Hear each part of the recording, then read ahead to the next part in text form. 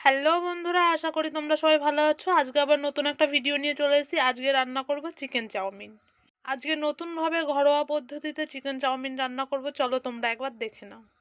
Chicken chowmein রান্না করার জন্য একটা কড়াই নিয়ে নিয়েছি। কড়াইতে পরিমাণ মতো জল নিয়ে নেব। কড়াইতে পরিমাণ মতো জল নিয়ে নিয়েছি, এবার জলটা একটু গরম করে নেব। তোমরা দেখতেই পাচ্ছ জলটা গরম হয়ে গেছে। এবার এর ভেতরে একটু রিফাইন তেল দিয়ে দেব। এবার পরিমাণ মতো লবণ দিয়ে দেব। এবার পরিমাণ মতো হলুদ দিয়ে দেব। হলুদটা দেওয়া হবে চাউমিনটা কালারের জন্য। এবার এর ভিতর অল্প অল্প করে চাউমিনগুলো দিয়ে দেব।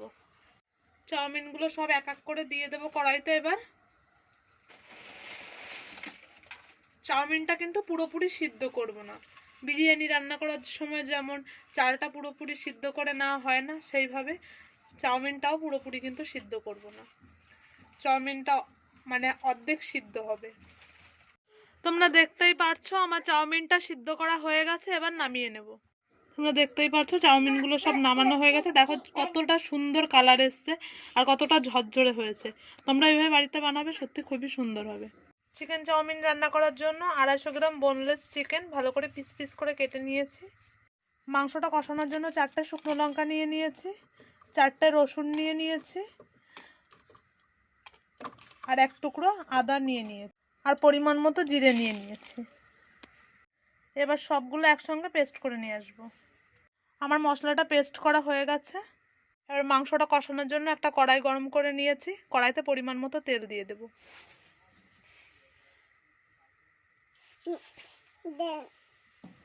তেলটা একটু গরম হবে। এবার কড়াইতে পেস্ট করা মশলাটা দিয়ে দেব।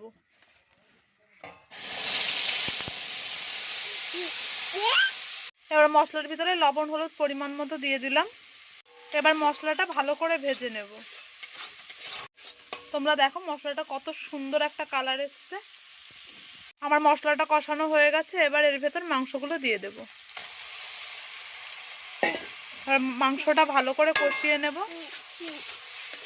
এবার চাউমিনে কি কি সবজি ব্যবহার করব চলো একবার দেখে নিই। চাউমিন রান্না করার জন্য আমি সবজিগুলো সব কেটে নিয়েছি। এখানে কি কি নিয়েছি চলো একবার দেখে নিই। এখানে একটার অর্ধেক পাতাকপি নিয়ে নিয়েছি, পেঁয়াজের কলি নিয়ে নিয়েছি, ক্যাপসিকাম নিয়ে নিয়েছি, আর 2টো পেঁয়াজ কুচি কুচি করে কেটে নিয়ে নিয়েছি। আর এখানে আদা নিয়ে নিয়েছি কুচি কুচি করে, রসুন নিয়ে নিয়েছি 4-5টা কুচি কুচি করে, আর 5-6টা লঙ্কা নিয়ে নিয়েছি, কাঁচা লঙ্কা। আমার মাংসগুলো ভালো করে কষানো হয়ে গেছে। এবার নামিয়ে নেব। এই একই কড়াইতে 2টো ডিম ভেজে নেব। ডিম 2টো কড়াইতে দিয়ে দেব।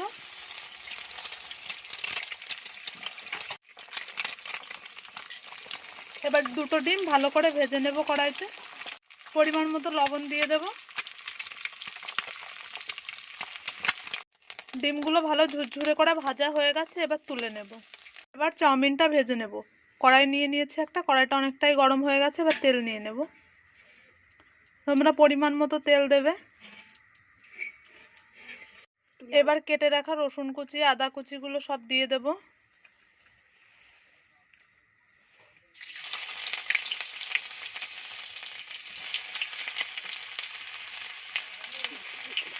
রসুনগুলো ভালো লাল লাল করে ভাজা হয়ে গেছে। এবার ক্যাপসিকামগুলো দিয়ে দেব।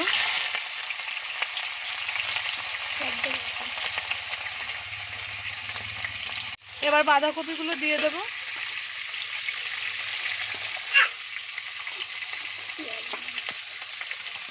এবার কেটে রাখা পেঁয়াজগুলো দিয়ে দেব।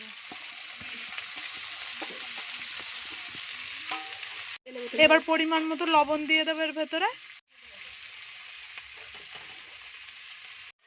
আমার সবজিগুলো সব ভাজা হয়ে গেছে।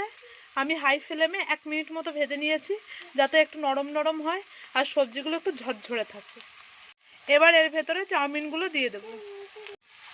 চাউমিনগুলো সব দিয়ে দেবো। এবার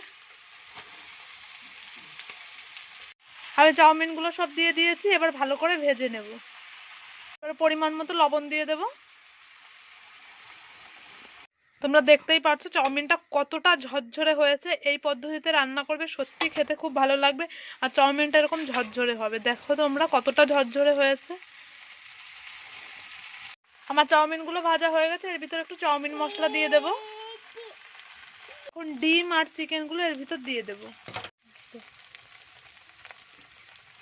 এবার ভালো করে মিশিয়ে নেব। ডিম আর চিকেনগুলো ভালো করে মিশিয়ে নেব। তোমরা দেখতেই পাচ্ছ আমার চাউমিন বানানো হয়ে গেছে। এবার চাউমিনটা নামিয়ে নেব।